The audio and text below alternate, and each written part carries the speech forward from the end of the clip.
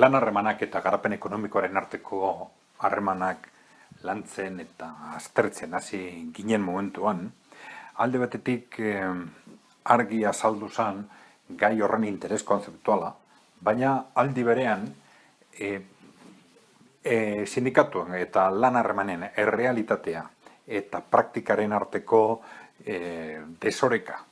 Edo nahi badozue, teorian sindikatuek eta eragile ekonomiko eta sozialak oro har argi ikusten zuten garapen ekonomikoarekin lotutako aldagarriak lan harremanetan gero eta gehiago txertatzen hastia, baina kontzeptualki urruneko gai moduan, nahiko gai arrotz moduan ikusten zen. Gaian sakondu eta gero, konturatu gara, gero eta gehiago, kontzeptu bien errealitatea ez dela hasieran uste gendun bezain arrotz, bezain diferentia. Alde batetik, konturatu ginen lotura hori, lan harremanak eta garapen ekonomikoaren aldagarrien edo aldagaien arteko lotura hori, zaila dela edo asko zailago dela sektore mailako lan harremanetan edo lurralde mailako lan harremanetan, baina ez horren beste enpresa mailako lan harremanetan. Enpresa mailan ohiko kontua da, naiz eta lan harremanen formalizazioan ez horren beste, hau da, enpresa hitzarmenetan, baina eguneroko errealitateko kontua da garapen ekonomikoarekin lotutako aldagarriak lan harremanetan txertatzea.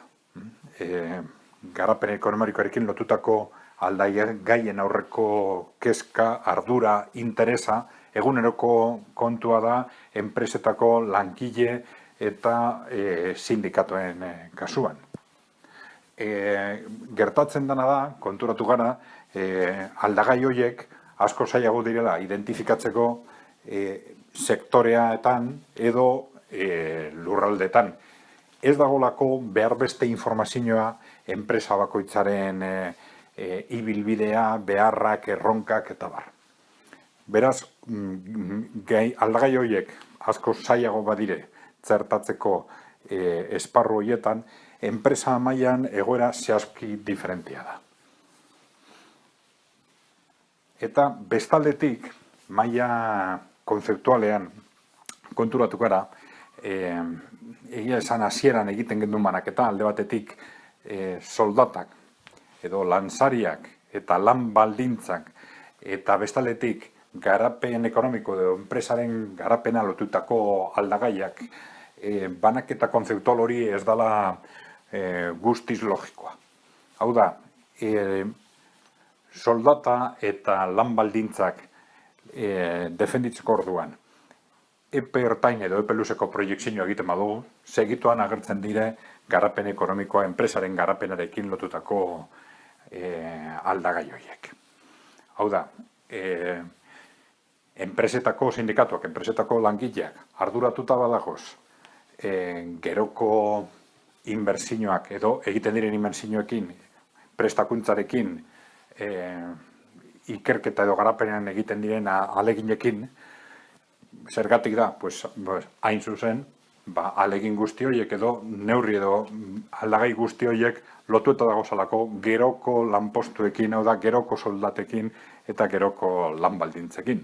Azkenian lanpostuak defenditzea, lanpostu horiek ordaintzeko enpresa duen gaitasuna defenditzearekin zuzen lotuta dago.